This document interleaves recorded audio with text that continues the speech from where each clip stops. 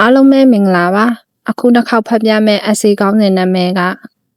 15နှစ်အိမ်မက်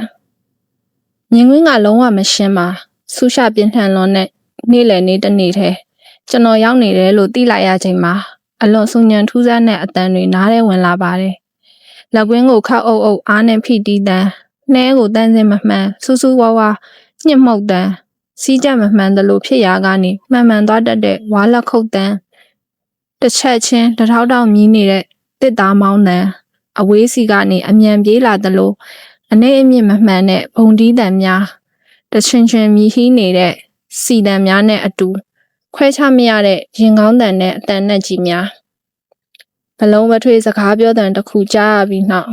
ကျွန်တော်ရောက်နေတဲ့နေရာကိုသိလိုက်ရပါတယ်ကျွန်တော်ဟာအမိုးကမဲ့လွင်ပြင်နေပူကျဲကျဲကြီးအောက်ကရိုးရပွဲတပွဲနာကိုရောက်နေတာပါရုတ်တရက်ကြီးကျွန်တော်ဘလို့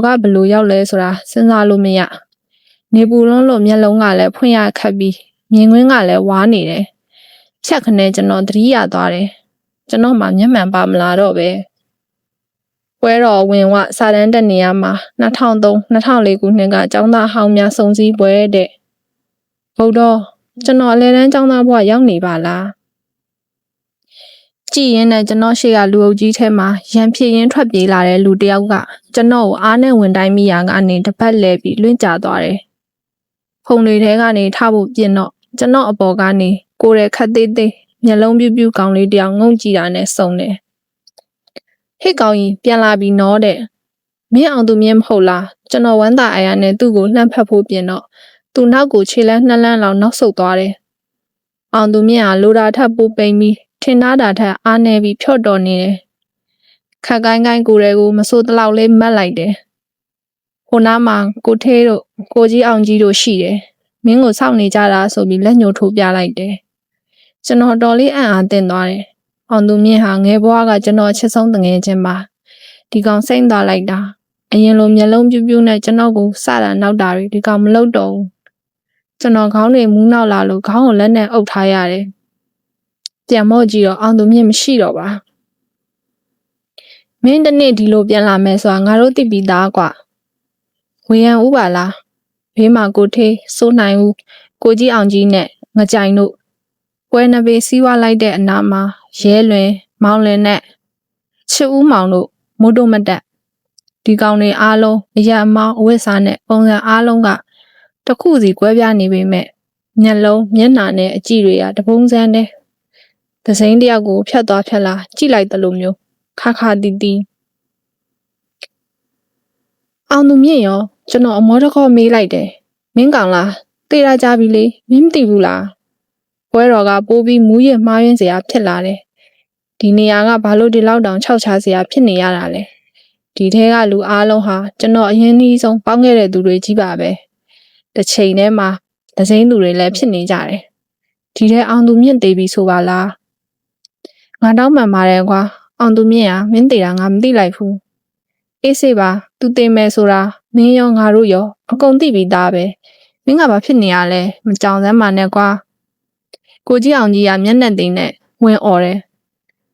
သူ့ကြည့်ရင်စိတ်လွတ်လာတဲ့လူတွေလိုအားလုံးကဝိုင်းပြီးတယောက်တစ်ပေါက်អော်တယ်ဘာသာတွေမှန်းခွဲကြမရအောင်ပွဲတော်ကလူတိုင်းကိုသွေးဆူလာစေတယ်ဘယ်သူမှမတောက်ခဲနဲ့မူးရစ်ပောက်ကွဲကုန်တယ်ကျွန်တော်ထိုင်နေတဲ့ကျောင်းသုံးခုံတန်းရှေ့စွန်းကရေအိုးစိုးနိုင်ဦးကလက်သီးနဲ့တရက်ဆက်ပစ်ထိုးနေတယ်။မောင်လင်ကပြေးလာပြီးဘုံသီးတဲ့ကောင်ကိုနှပန်းဝင်လုံးရင်းကနေခုံတွေဆွဲပေါက်တစ်ဖက်ကတယောက်က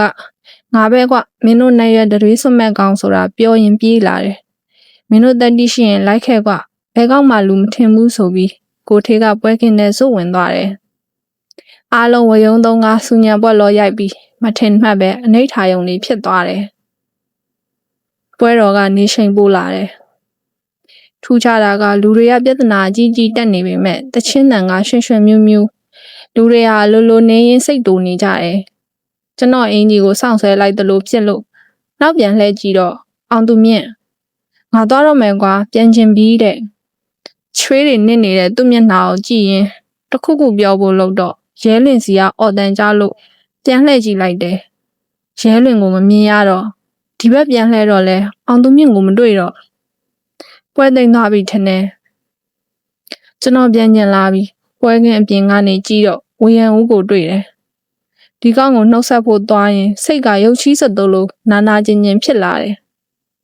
မင်းတို့ကောင်တွေကငါ့ကိုပစ်ထားကြတယ်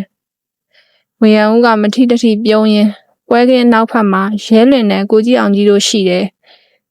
စိုးတီတာဦးနဲ့အုံမဦးတို့ကတော့မိတုတ်တို့အိမ်လိုက်သွားပြီမင်းကဒီမှာဘာလုပ်နေတာလဲပြန်တော့လေလဲအိုကြီးတစည်းကလူမပါပဲနွားတွေအခွန်ကြီးတက်တက်ကျွန်တော်ဘေးကနေဖြတ်သွားတယ်ပွဲကင်းဘေးဖုံထူလွန်းနဲ့လဲလန်းချောင်းနောက်ကနေလိုက်သွားမိတယ်လဲသွားထားတဲ့လမ်းဖြစ်လို့ဖုံတွေကထူလိုက်တာမှပိမ့်ပိတ်လို့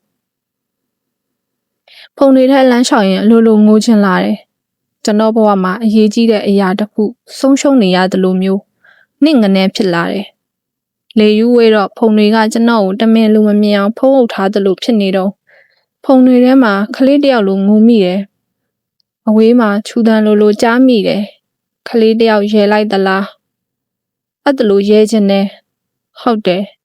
ကလေးလေးလိုရဲခြင်းနဲ့ငိုခြင်းနဲ့15နှစ်ကြာသွားတယ်ငိမ့်ဝေမင်း